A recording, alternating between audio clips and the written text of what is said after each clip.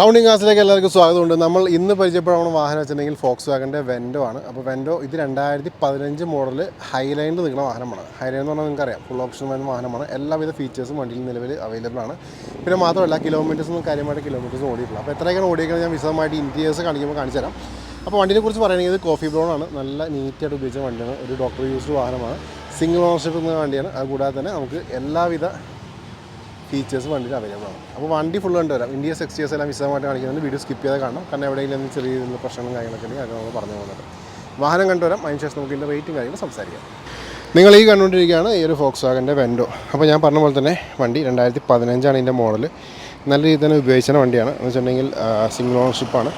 കാര്യമായിട്ട് തട്ടിലോ മുട്ടിലോ വണ്ടിയിൽ കാണാൻ പറ്റില്ല. അത്രയ്ക്ക് നീറ്റായിട്ട് ഉപയോഗിച്ച വണ്ടി. പിന്നെ ഞാൻ എടുത്ത് പറഞ്ഞ പോലെ ഹൈലൈനാണ്. ഹൈലൈൻ എന്ന് പറയുമ്പോൾ എല്ലാവിധ ഫീച്ചേഴ്സും വണ്ടിയിൽ അവൈലബിൾ ആണ്. പിന്നെ നിങ്ങൾ ടയേഴ്സും കാര്യങ്ങളും ശ്രദ്ധിക്കാം. നല്ല ഗ്രിപ്പ് ടയേഴ്സ് വെക്കുന്നുണ്ട്. അതുകൂടാതെ തന്നെ ഇത് സൈഡും കാര്യങ്ങളൊക്കെ നോക്കാം. ഡീസൽ ഓപ്ഷനിൽ നിന്നൊക്കെ വണ്ടിയാണ്. നല്ല രീതിയിലുള്ള മൈലേജും അതേപോലെ പവറും കാര്യങ്ങളൊക്കെ തരുന്ന വണ്ടിയും കൂടിയാണ് ഈ ഒരു ഫോക്സ്വാഗൻ്റെ വെൻഡോ. കേട്ടോ, മാനുവലാണ്, ഓട്ടോമാറ്റിക് അല്ല. അതുകൂടി എടുത്ത് പറയുന്നത് കേട്ടോ. അങ്ങനെയുണ്ട് വണ്ടി. നിങ്ങൾ നീറ്റല്ലേ? അതാണ് നമുക്ക് ഈ ഒരു വാഹനങ്ങളുടെ പ്രത്യേകത. കാരണം ജർമ്മൻ ടെക്നോളജി അല്ലെങ്കിൽ ജർമ്മൻ മെയ്ഡ് വാഹനങ്ങൾ എന്ന് പറയുമ്പോൾ അതിൻ്റെതായ ബോഡിയുടെ ആ ഒരു ക്വാളിറ്റിയും കാര്യങ്ങളൊക്കെ അത് വേറെ തന്നെയാണ്. അത് എടുത്തു പറയേണ്ട സംഭവങ്ങളാണ്. ഇനി നമുക്ക് വാഹനത്തിൻ്റെ ഓരോ ഭാഗങ്ങളിലേക്ക് പോയേക്കാം. ടോപ്പ് വ്യൂ നോക്കാം. ഇതാണ് വാഹനത്തിൻ്റെ ടോപ്പ് വ്യൂ വരുന്നത്. ഇവിടെ വീലാസിലേക്ക് പോകാം. വീലാസ് ആയാലും നല്ല നീറ്റായിട്ടിരിക്കുന്ന വീലാസും കൂടെ കാണാൻ പറ്റും. യാതൊരു രീതിയിലുള്ള ഡാമേജ് ഒന്നും കിട്ടുന്നില്ല. നല്ല ഗ്രിപ്പ് ടയേഴ്സ് വെക്കുന്നുണ്ട്. അലോയ്സും നല്ല വൃത്തിയിൽ തന്നെ ഇരിക്കുന്നുണ്ട്.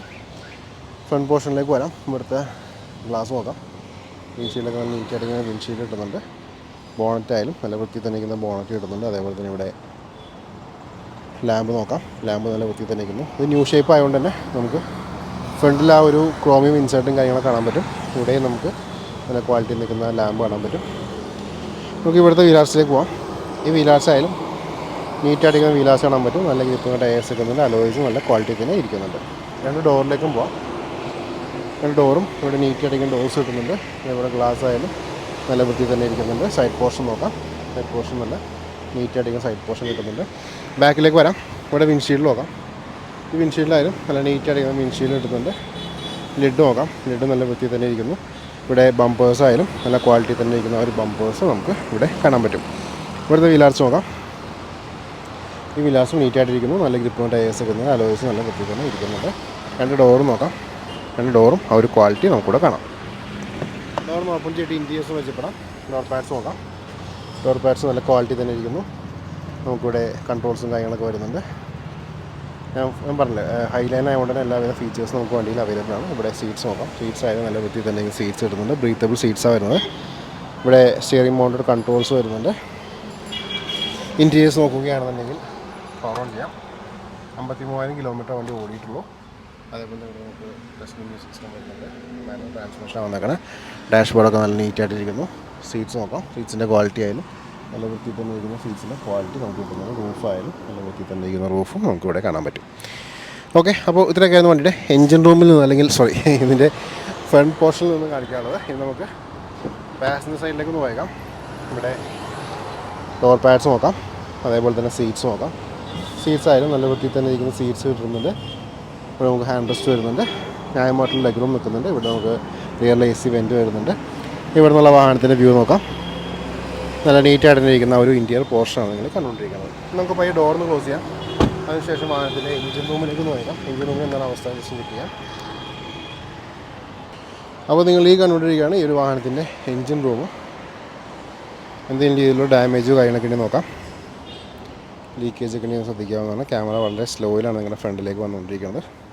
കണ്ടോ? അതുപോലെ ബാറ്ററിയൊക്കെ പവർഫുൾ ബാറ്ററിയാണ്. ഇതിൻ്റെ എഡ്ജസ് ആയാലും നല്ല നീറ്റ് അടിക്കുന്ന ഒരു എഡ്ജസ് നമുക്കിവിടെ കാണാൻ പറ്റും.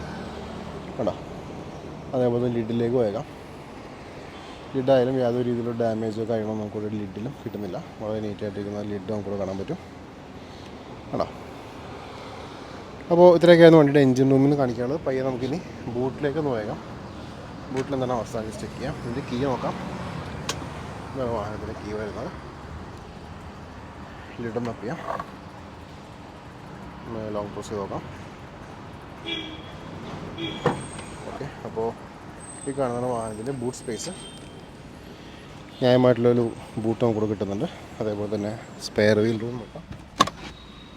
ഫുൾ ഗ്രിപ്പൊക്കെ ടയേഴ്സ് നമുക്ക് കാണാൻ പറ്റും. അതേപോലെ തന്നെ നമുക്കിവിടെ ടൂൾസും കാര്യങ്ങളൊക്കെ അവൈലബിൾ ആണ്. ഇനി എഡ്ജസിലേക്ക് നോക്കാം. എഡ്ജസ് ആയാലും നല്ല വൃത്തിയിൽ തന്നെ ഇരിക്കുന്ന ഒരു എഡ്ജസ് നമുക്ക് ഈ വാഹനം തരുന്നുണ്ട് കേട്ടോ. അതേപോലെ ലിഡിലേക്ക് പോകാം. ലിഡായാലും നല്ല നീറ്റായിട്ടിരിക്കുന്ന ഒരു ലിഡ് നമുക്ക് ഇവിടെ കാണാൻ പറ്റും കേട്ടോ. അപ്പോൾ ഇത്രയൊക്കെയാണ് വണ്ടിയുടെ ഇൻറ്റീരിയേഴ്സ് കാണിക്കാനുള്ളത്. നമുക്ക് ഇനി വാഹനത്തിന് റേറ്റും കാര്യങ്ങൾ സംസാരിക്കാം. അപ്പോൾ നിങ്ങളെല്ലാവരും ഈ ഒരു വാഹനം കണ്ടു കഴിഞ്ഞാൽ ഫോക്സ് വാഗൻ്റെ വെൻഡോ ഹൈലൈനിൽ നിൽക്കുന്ന വാഹനമാണ്. നല്ല രീതിയിൽ ഉപയോഗിക്കുന്ന വാഹനമാണ്. 2015 ഇതിൻ്റെ മോഡൽ വന്നിരിക്കുന്നത്. ഇനി ഹൈലൈനിൽ നിൽക്കുന്ന വാഹനം കൊണ്ട് എല്ലാവിധ ഫീച്ചേഴ്സും ഉണ്ടോ അതുകൂടി നമ്മൾ എടുത്ത് വരണം. കാരണം ഫോക്സ് വാഗൻ്റെ വാഹനങ്ങൾ എന്ന് വെച്ചാൽ നമുക്ക് മിഡ് ആയാലും ബേസ് ആയാലും കാര്യമായിട്ട് ഫീച്ചേഴ്സും വരാറില്ല. ഹൈലൈനിലാണ് പിന്നെയും കുറച്ച് വാഹനങ്ങൾ ഫീച്ചേഴ്സ് വരുന്നത്. പിന്നെ ഇത് നിങ്ങൾ ഫ്രണ്ട് കണ്ടറിയാൻ പറ്റും, ഇത് 3 ഷേപ്പിൽ വന്നിരിക്കുന്ന വാഹനമാണ്. അപ്പോൾ ഈ ഒരു വാഹനത്തിൻ്റെ ഇനി റേറ്റിലേക്ക് കടക്കാം. റേറ്റിലേക്ക് കടന്നേക്കാകുമ്പോൾ തന്നെ എനിക്കൊരു ഇൻസ്റ്റാ പേജും ഫേസ്ബുക്ക് പേജും ഉണ്ട്. രണ്ടിനും ലിങ്ക് ഞാൻ ഡിസ്ക്രിപ്ഷനിൽ കൊടുത്തിട്ടുണ്ട്. ക്ലിക്ക് ചെയ്ത് ഫോളോ ചെയ്തേക്കാം. വാഹന സംബന്ധമായ അപ്ഡേറ്റ്സ് ഡെയിലി നിങ്ങളിലേക്ക് വരും. ഈ വണ്ടിയെക്കുറിച്ച് എന്താ അറിയണം നിങ്ങൾ ഡിസ്ക്രിപ്ഷനിൽ ഞാൻ കോൺടാക്ട് നമ്പർ കൊടുത്തിട്ടുണ്ട്. വാട്സാപ്പിൽ മെസ്സേജോ അല്ലെങ്കിൽ ടെക്സ്റ്റ് ചെയ്തേക്കാം. റിപ്ലൈയും കാര്യങ്ങളൊക്കെ വരുന്നതാണ്.